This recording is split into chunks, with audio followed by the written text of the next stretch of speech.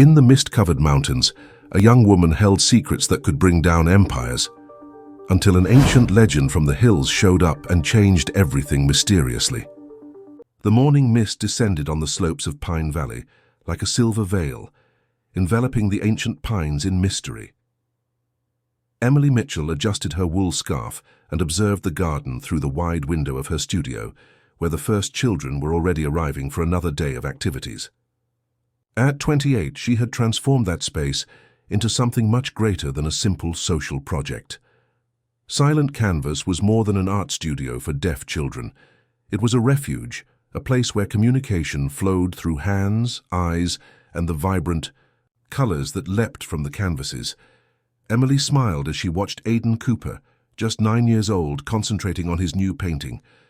The boy had a special talent, a sensitivity that he transferred to his art with an intensity that impressed everyone. "Good morning, Emily." Jessica Taylor appeared at the door carrying a box of new materials. The sign language interpreter was more than a collaborator. She was the bridge between Emily's silent world and the sonorous reality around her. "How was your weekend?" Emily asked in sign language, her gestures fluid and expressive. "Quiet, but I have news."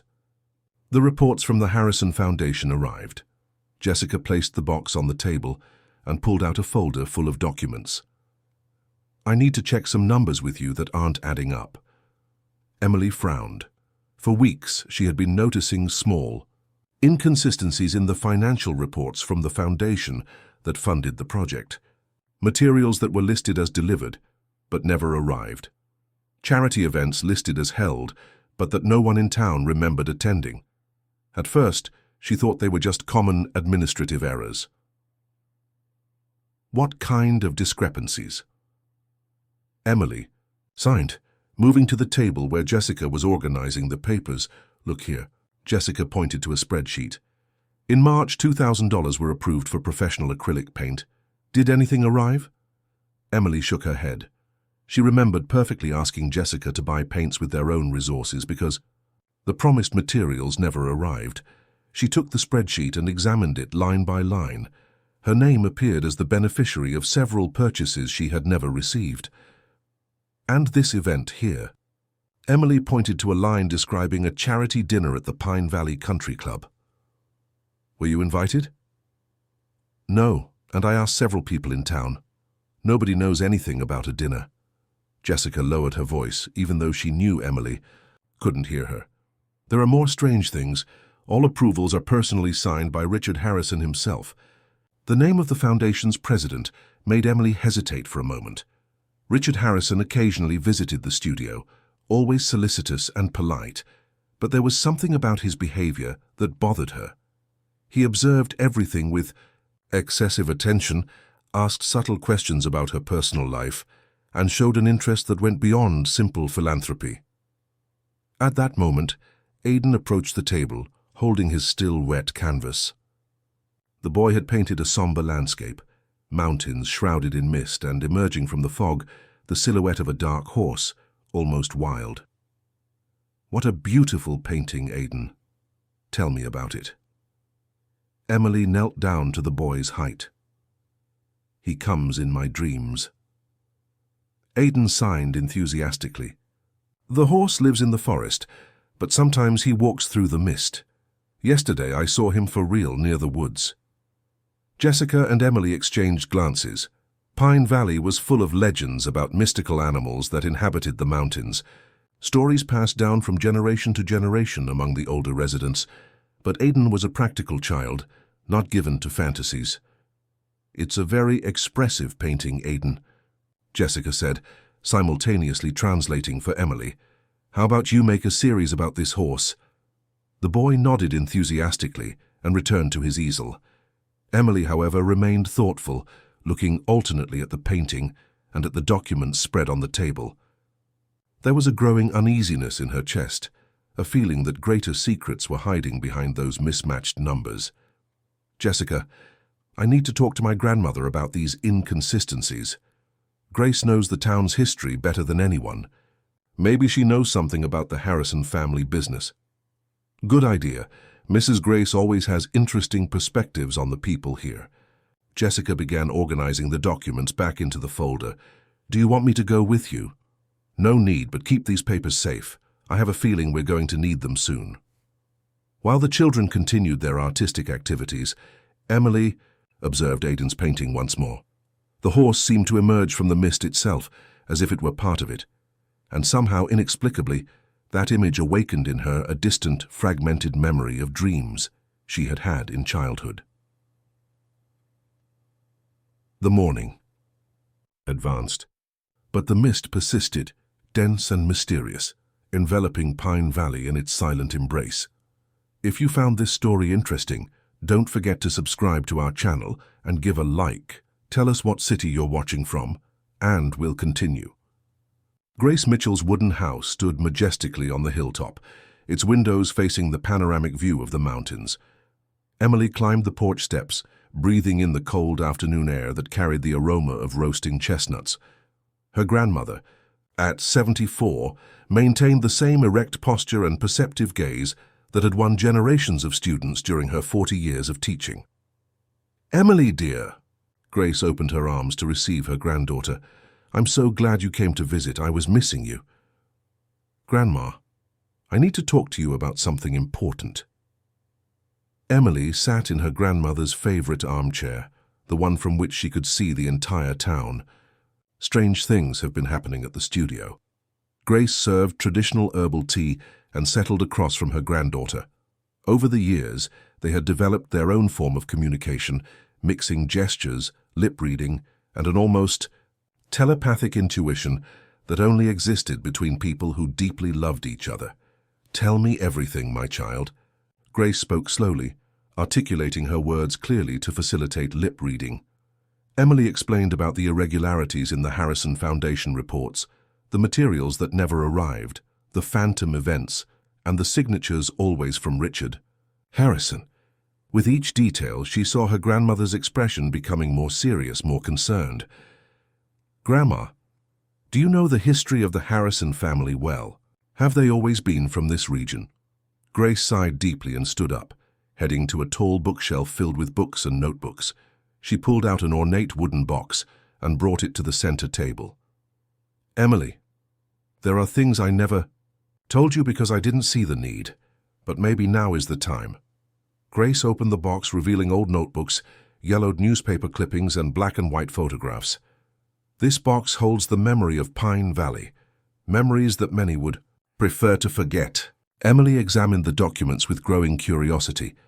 There were notes from her grandmother, records of town council meetings, clippings about controversial expropriations, and, prominently, several articles about the arrival of the Harrison family to the town 30 years ago. "Richard Harrison wasn't born here?" Emily asked, surprised. "No, he came from Portland when he was in his early 20s, said he wanted to invest in the tourism potential of the mountains." Grace leafed through a blue hardcover notebook. But from the beginning there were rumors about where his money came from. No one could explain how a young man with no family in the region had so much capital to invest. Emily found an old photo that made her pause, a young Richard Harrison, next to a woman she didn't recognize in front of what appeared to be a construction in progress. "Who is this woman?" Grace hesitated, her hands trembling slightly as she took the photograph. "Emily, there's something I need to tell you, something I've kept all these years because I didn't know if it was right or if it would be useful." Her grandmother's voice became lower, more careful. "After your grandfather passed away, I went through a very difficult period. You were only 2 years old, had just lost your hearing because of meningitis, and I felt lost." Emily leaned forward, realizing that something very important was being revealed. Richard Harrison was different back then. Younger, more charismatic. He approached me several times offering help, companionship. Grace avoided her granddaughter's gaze. "We had a brief relationship, Emily. Very brief, but intense." "What?" Emily almost spilled her teacup. "You dated Richard Harrison. For a few months. He said he wanted to take care of us, that he admired my strength as a teacher and single mother. But there was something that bothered me. He asked many questions about you, about your development, about the family. questions that went beyond normal curiosity. Emily's heart began to beat faster. A terrible suspicion was forming in her mind. "Grandma, are you suggesting that—" "I don't know, Emily. I never knew for certain." Grace took her granddaughter's hands. "Your birth was a troubled time. Your mother was very young, had problems during pregnancy. She never wanted to tell me who the father was, said it was better that way." Emily stood up and walked to the window, observing the mountains that seemed darker than usual. Her mind was rapidly processing the information. Richard's frequent visits to the studio, the special interest he showed in her, the personal questions, and now this revelation about a possible relationship with her grandmother. "Grandma, do you think Richard Harrison could be my father?" Grace approached her granddaughter and hugged her from behind. "I don't know, dear, but I know he's always shown an interest in you that goes beyond simple charity. And if there are irregularities in the foundation, if he's harming you in some way, we need to investigate." Emily turned to her grandmother, determination shining in her eyes. "I need to discover the truth about the money, about the project, and about my origins, but I'll need help." "You can always count on me, Emily. And remember, sometimes the answers we seek are closer than we imagine." When Emily left her grandmother's house, the mist was beginning to form again, and for the first time, she wondered if the secrets of Pine Valley were deeper and more personal than she could ever imagine. The Harrison Foundation office occupied the second floor of a commercial building in downtown Pine Valley, its large windows offering a view of the main square. Emily took a deep breath before climbing the stairs, carrying a folder with the documents organized by Jessica.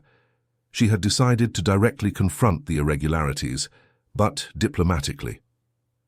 In the reception area, an elegant woman in her 40s greeted her with a professional smile.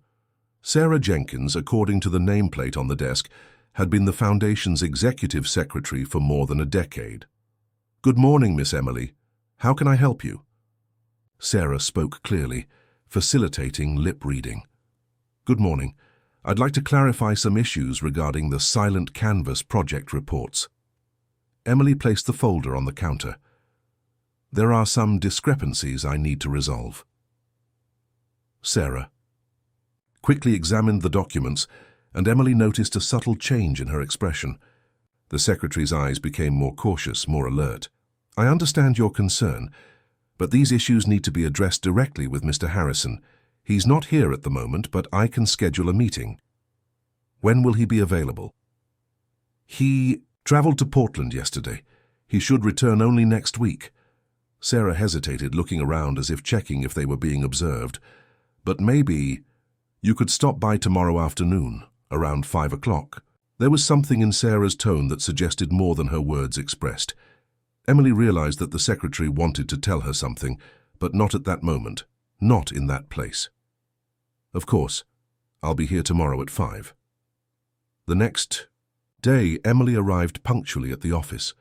Sarah was waiting for her with a tense expression, very different from the professional cordiality of the previous day. The building was empty, silent. "Emily, I need to talk to you about something very serious." Sarah locked the reception door and led Emily to a meeting room in the back.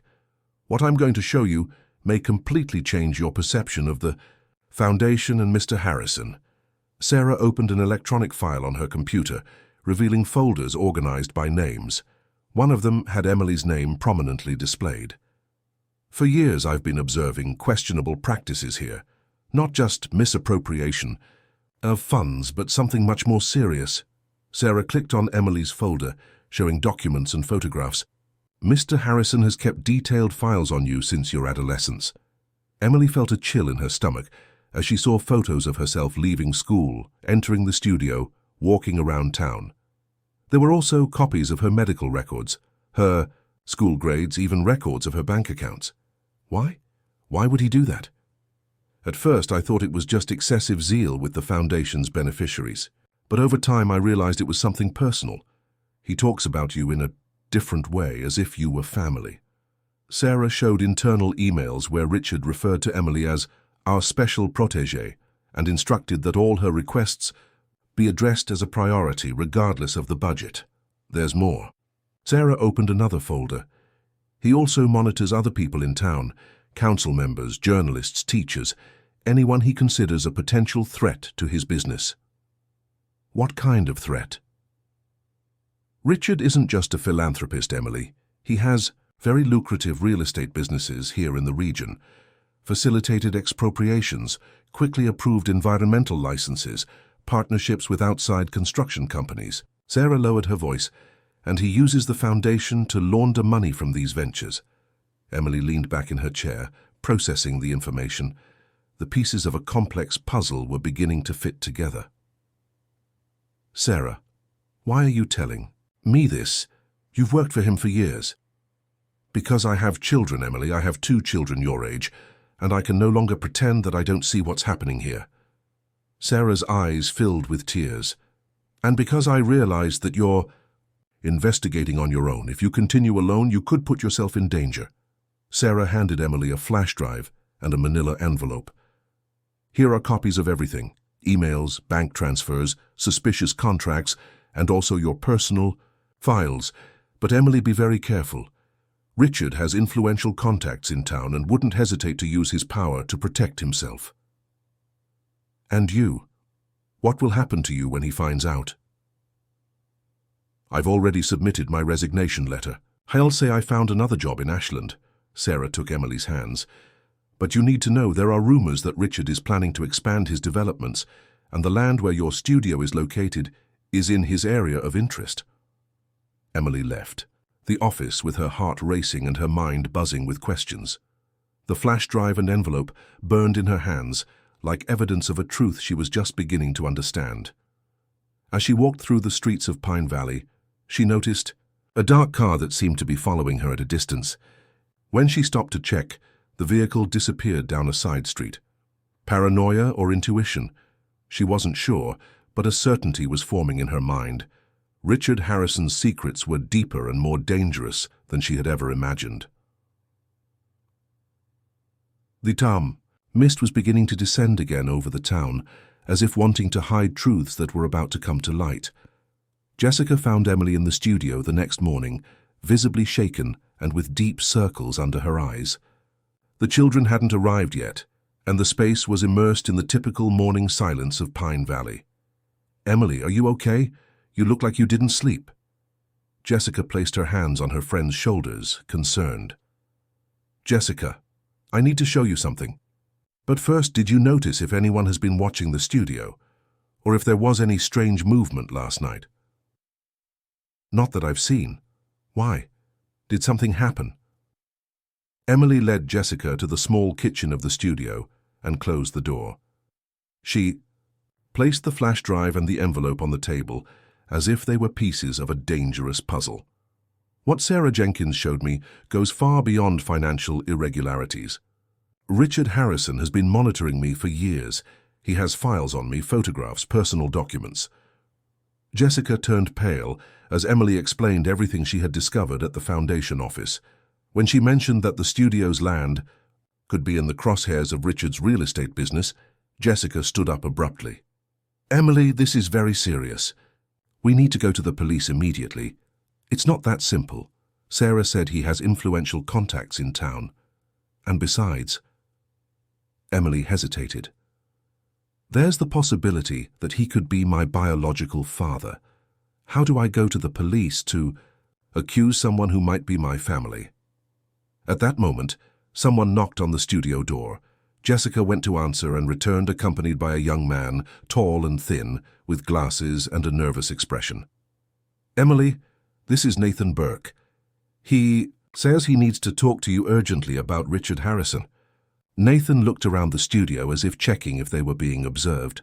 "Miss Emily, I work with information systems maintenance. I provide services to several businesses in town, including the Harrison Foundation." He spoke quietly, articulating his words clearly. "I heard you're investigating irregularities there." That's true, but how did you know?"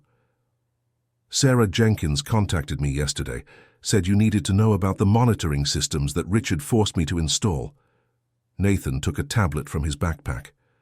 "They're not just security cameras. It's a complete digital surveillance system. The technician showed on the screen a map of Pine Valley, dotted with small red circles. Each point represents a location where Richard has access to cameras, microphones, or internet systems, pharmacies, grocery stores, city hall, even some private homes. Nathan zoomed in on a specific area. "And here, your studio." Emily felt a chill. Jessica approached to get a better look at the screen. "Are you saying he spies on us here?" Jessica asked, incredulous. "Not directly, but he has access to internet data, can intercept emails, conversations through apps, and through the street. Cameras, he can monitor who enters and leaves the studio." "Why did you do this? Why did you help him create this network?" Nathan lowered his eyes, clearly embarrassed. "He paid me very well and I was in debt. He said it was just for the town's security to prevent crimes. Only later did I realize I was being used to spy on honest people." He looked directly at Emily. "When Sarah told me you were investigating, I decided I needed to help." Jessica went to the window and examined the street with increased attention. "And now? What do we do with this information?" "First, we need to protect the children. They cannot be involved in this." Emily stood up and began pacing the room. "Second, I need to talk to my grandmother. If Richard really has this power in town, she might know how to confront him." Nathan put away the tablet and prepared to leave. "Emily, there's one more thing. Last night I detected movement in the system. Someone was looking for information about you and your family." He hesitated. "It seems Richard is accelerating some plan." "What kind of plan?" "I'm not sure exactly, but I recorded several queries to registries, property records, expropriation processes, all related to this region where the studio is located." After Nathan left, Emily and Jessica remained silent for a few minutes. The studio, which had always been a safe haven, now seemed vulnerable, exposed. "Jessica, I need to make a decision. Either I give up investigating and accept that Richard continues with his schemes, or I go all the way, even knowing the risks." "Emily, you know I'm with you. But we have to be smart. If he has that much power, we need irrefutable evidence before taking any public step." At that moment, Aidan arrived for the morning activities carrying a new painting. This time he had painted the same dark horse, but now it was running, as if fleeing from something. Or protecting someone. "Aidan, did you dream about the horse again?" "Yes. This time he was trying to warn me about something, as if there was danger coming." The boy looked out the window toward the mountains. "But he said he will protect the good people."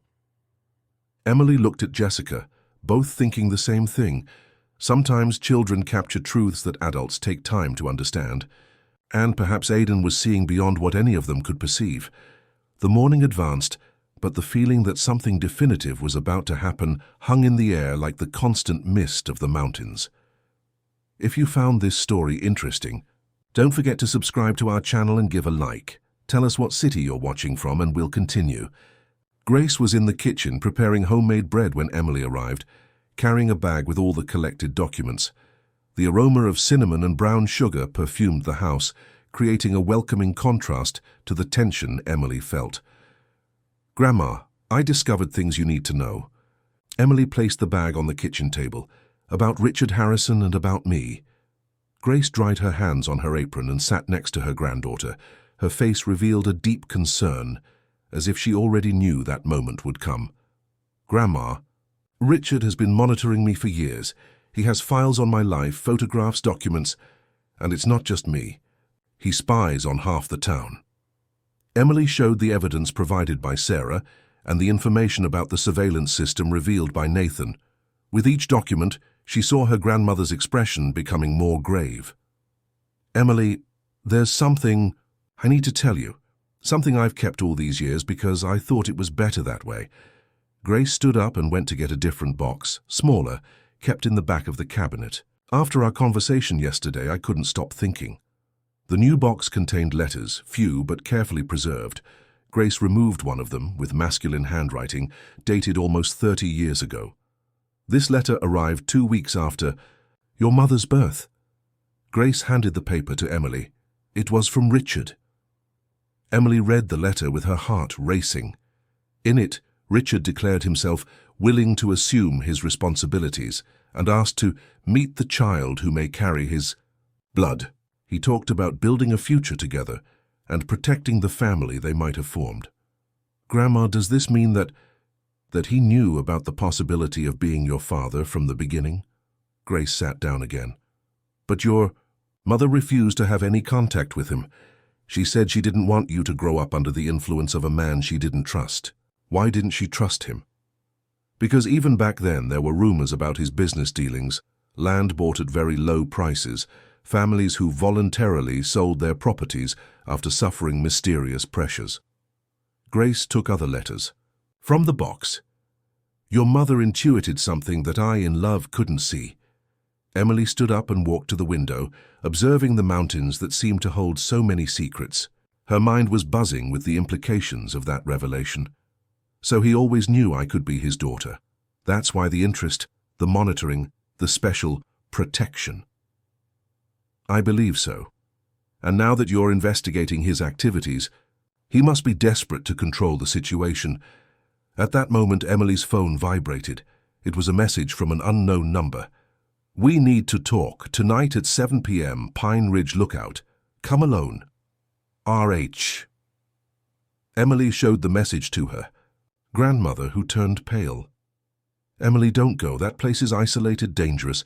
If he really did everything we've discovered, we don't know what he's capable of.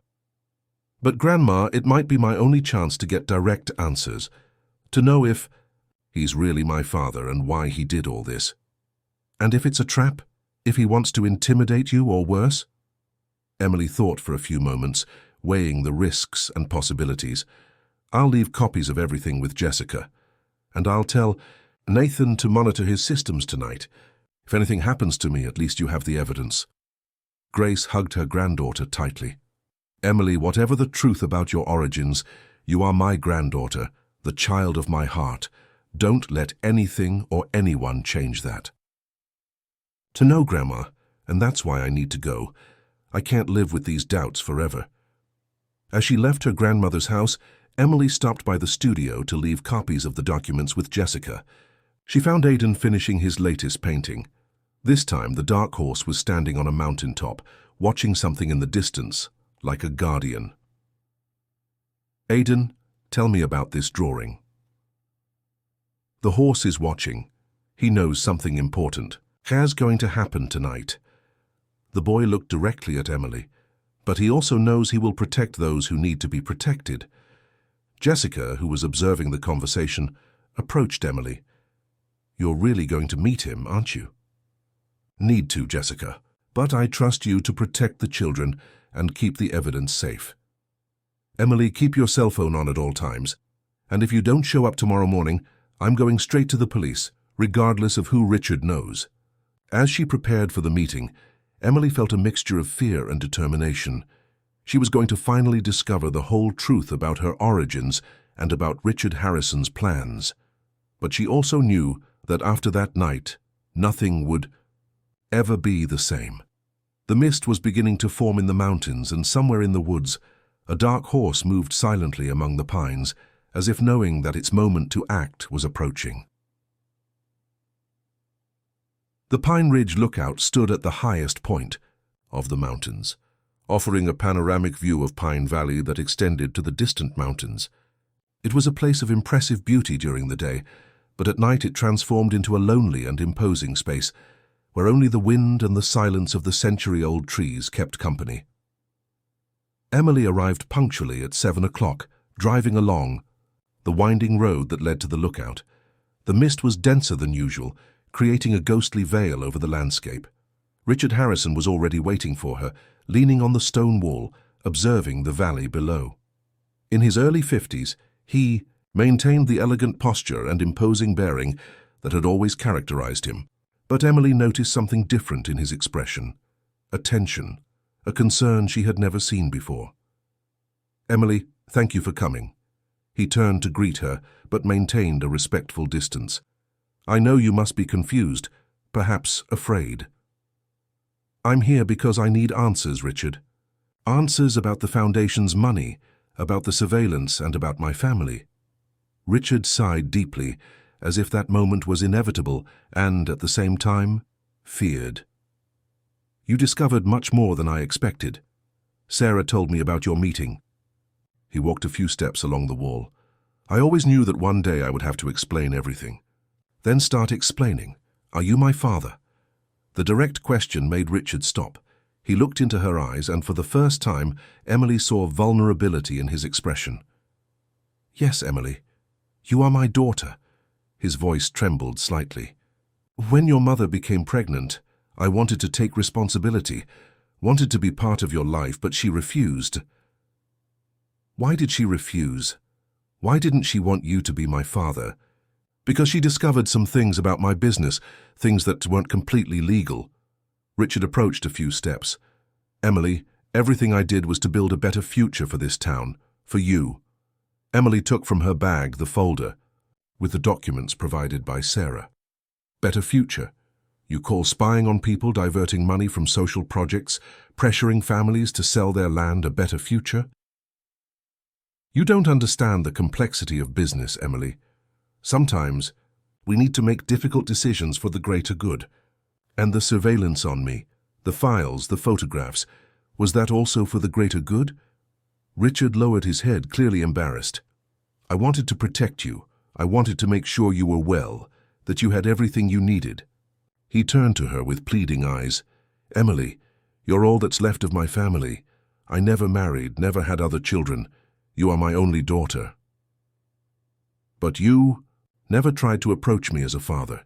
You were always like a stranger watching from a distance.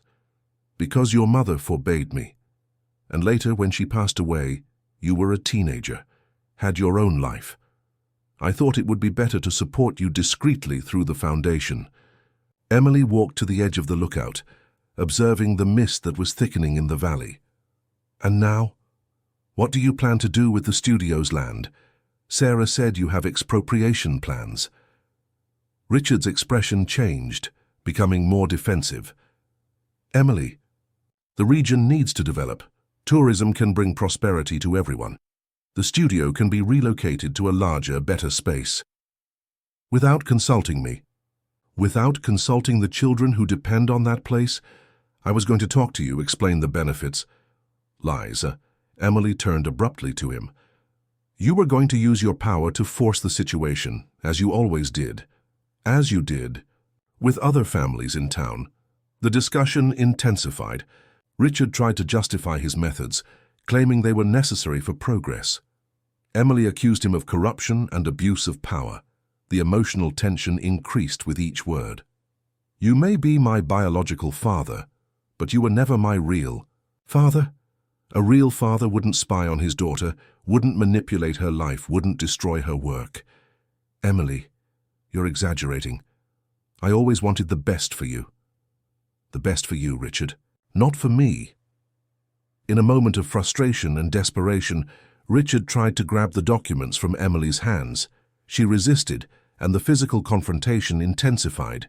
In the struggle for the papers, Emily lost her balance and fell down the steep slope of the lookout. The silence that followed was broken only by the sound of the wind in the pines. Richard remained paralyzed at the edge of the lookout, looking at the point where Emily had disappeared into the darkness. Below, in the valley, the river creek flowed forcefully, fed by recent rains. Emily felt the icy water enveloping her body as the current carried her away. Injured and disoriented, she struggled to stay on the surface. It was then that she saw through the mist a familiar figure approaching along the riverbank. It was Shadow, Aidan's dark horse from the paintings. Majestic and wild, he entered the water without hesitation, positioning himself beside Emily. She managed to grab onto his thick mane, and the animal, with firm and determined movements, led her to a safer area where the waters were calmer. When Emily awoke, she was in a small clearing among the rocks, covered with scratches but alive. Shadow remained there like a silent guardian, protecting her from the cold of the night. The truth had been revealed, but at what price?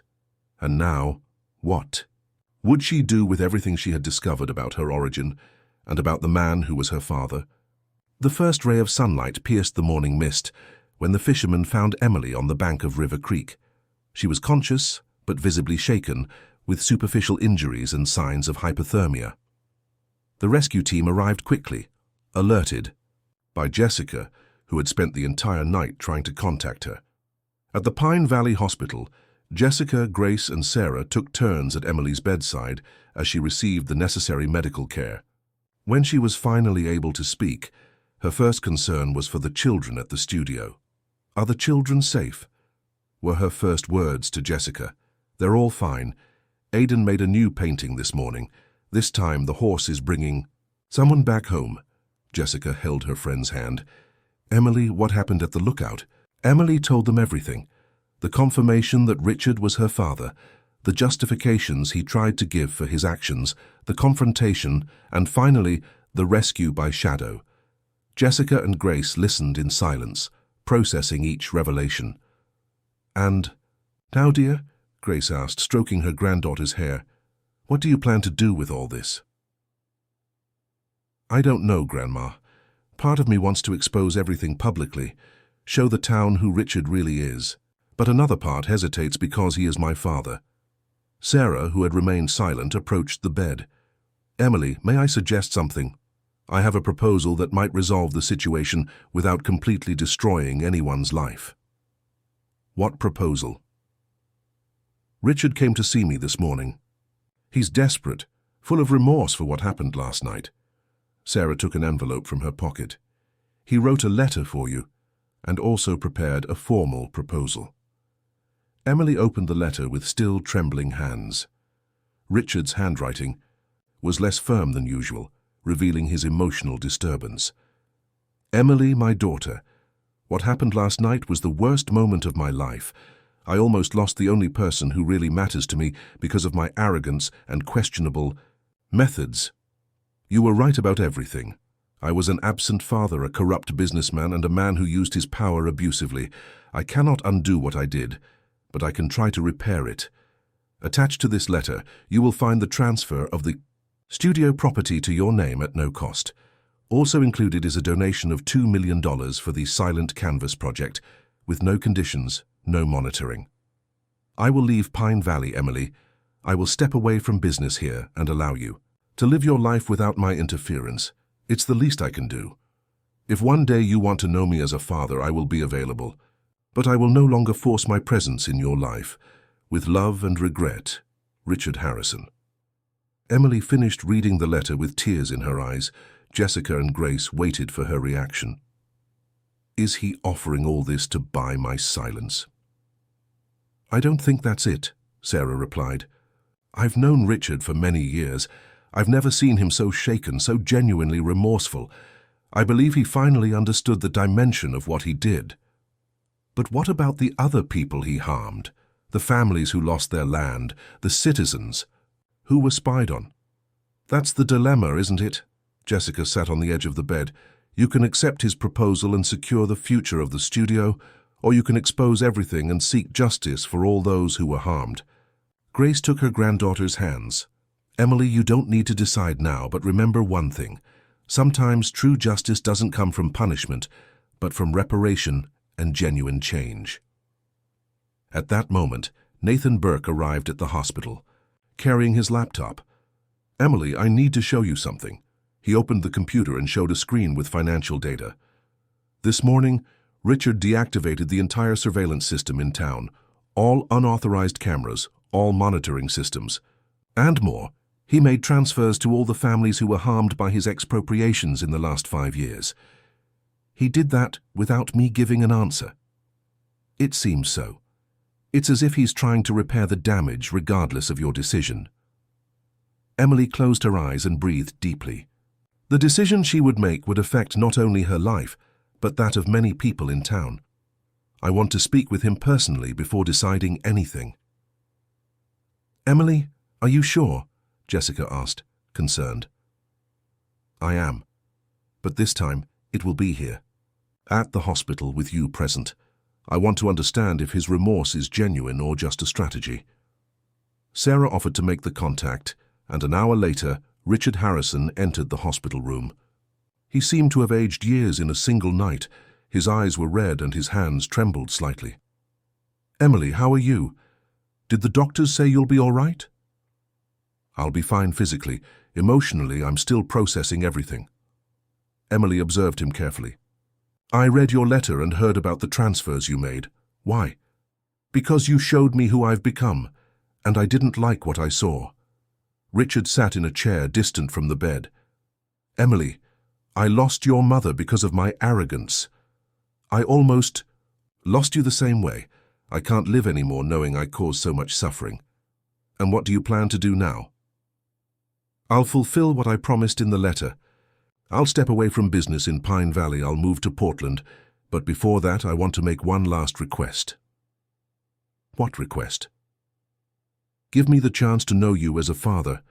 Not now, maybe not even this year, but one day, when you're ready, I'd like to have a conversation where we don't talk about business, about problems, just about the two of us, from father to daughter." Emily looked at Jessica, at Grace, at Sarah. All awaited her response with expectation. "Richard, I accept your reparation proposal. The property, the donation, everything. But with one condition. You will create a community council to oversee all your businesses in Pine Valley. People from town, including my grandmother, will have veto power over any project they consider harmful." Richard nodded immediately. "I accept any condition you impose. As for getting to know each other as father and daughter, maybe one day, but first you need to prove that you've really changed, not just with words but with actions." For the first time since he had entered the room, Richard smiled slightly. "Thank you, Emily, for giving me this chance to be a better man." When he left, the room fell silent. Emily knew she had made the right decision, but she also knew that only time would tell if Richard Harrison was capable of true change. 6 months after the confrontation at Pine Ridge Lookout, Pine Valley awakened to a special morning. The mist, which had always been a constant presence in the mountains, seemed softer, almost welcoming, enveloping the town in its gentle embrace. Silent Canvas had completely transformed. With Richard's donation and community support, the studio now occupied a space 3 times larger, with specialized rooms for different artistic activities, a library with sign language books, and even a small theater where children presented plays in sign language. Emily walked through the new corridors, observing the movement of children running from one room to another, their hands gesturing animatedly as they shared their creations. Aidan, now 10 years old, had become a sort of mentor for the younger ones, teaching painting techniques he had developed on his own. "Emily, have you seen Aidan's new painting?" Jessica approached, carrying a still wet canvas. The painting showed Pine Valley seen from above, as if observed from the mountain heights, but this time there was no mist hiding the town. Everything was clear, illuminated, and people of all ages walked the streets with smiles on their faces. "It's beautiful, Aidan. You're seeing the town differently now." "Yes. Now I can see everything clearly. There are no more secrets hidden in the mist." The boy smiled and pointed to a small figure in the painting. "And look here, on the mountain." In the upper corner of the canvas, Shadow grazed peacefully among the pines, no longer solitary but accompanied by other horses, a family reunited in its natural habitat. "Emily, there's a visitor for you." One of the new teachers at the studio appeared at the door. "It's Mrs. Grace, and she brought someone."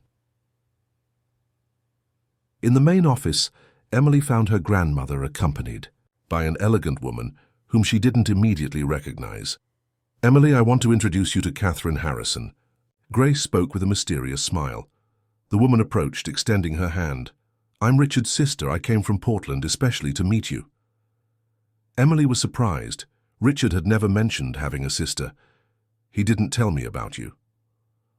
"Richard and I have been estranged for many years because of his business methods. But recently he reached out to me and told me everything. About you, about what happened, about the changes he's making." Catherine sat down, seeming genuinely emotional. "Emily, I have 2 children, your cousins. They would very much like to meet you if you're interested. The idea of having an extended family, people who shared her blood, was both comforting and intimidating for Emily. And Richard? How is he? Different. Very different, Catherine smiled. He closed all questionable businesses, sold controversial properties, and now works with social projects in Portland. He started therapy and, well, he's trying to become the man he should have been a long time ago.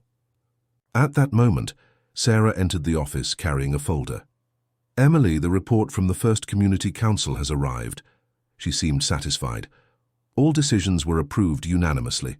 The new tourism projects will respect the environment and directly benefit local families. And are people trusting the council? Completely. Mrs. Grace has become a respected leader, and Nathan implemented a total transparency system. Any citizen can monitor public and private expenditures in real time. Emily stood up and walked to the window, from where she could see the main square of Pine Valley. Children played, adults chatted, and there was an atmosphere of tranquility that she didn't remember feeling before. Catherine, I would like to meet my cousins, and perhaps in a few weeks I could visit Portland. That would be wonderful, and Richard, he still hopes that one day you can talk as father and daughter. Emily thought for a few moments. 6 months had passed, and the changes in Pine Valley were evident. Perhaps it was time to give that man who was her biological father a chance. Tell him he can come visit me, but here, at the studio, where I feel safe. I want him to see what we've built with his help. Catherine nodded, visibly moved. He'll be very happy. Emily, may I say that I'm proud to have you as my niece. When Catherine left, Emily remained alone with Grace in the office. Grandma, do you think I made the right choice, giving him a second chance? Emily, dear, people can change when they truly understand the harm they've caused. Richard lost almost everything that mattered to him before understanding this. Grace hugged her granddaughter. And besides, you're not losing anything by giving him a chance. You continue to be who you've always been, with or without him. That afternoon, Emily organized a special ceremony at the studio. All the children, their families, Jessica, Nathan, Sarah, and many town residents gathered in the new main hall. It was the official launch of the expanded Silent Canvas project. 6 months ago, this project almost disappeared because of lies and manipulation. Emily signed to the audience, with Jessica simultaneously translating. But we discovered that truth, even when painful, is always stronger than any lie. Aidan approached the small stage, carrying his newest creation, a collective painting made by all the children at the studio. It was a colorful mural that portrayed Pine Valley as a town where all people, regardless of their limitations, could express themselves and be understood. This mural represents our future, Emily continued. A future where communication happens through respect, art, and truth. When the ceremony ended and people began to disperse, Emily walked to the studio garden. The afternoon mist descended gently from the mountains, but now she saw it differently, no longer as something that hid secrets, but as part of the natural beauty of her town. Jessica approached, holding 2 cups of tea. What are you thinking about? I'm thinking that maybe secrets aren't always bad. Sometimes they exist to protect us until we're ready for the truth. Emily accepted the cup and smiled. And I'm thinking that, regardless of who my biological father is, I have a real family, you, Grandma, the children, this community. And now? Now we continue building. The studio, the community, and perhaps a relationship with Richard that is based on honesty and mutual respect. As night fell on Pine Valley, Emily observed the town lights turning on one by one. Somewhere in the mountains, Shadow grazed peacefully with his family, free and protected. And in the wooden house on the hilltop, Grace prepared dinner, satisfied to see her granddaughter finally at peace. The mist would continue to descend on the slopes every morning, but now it brought with it no longer dark secrets, but the promise of a new day, clear and full of possibilities.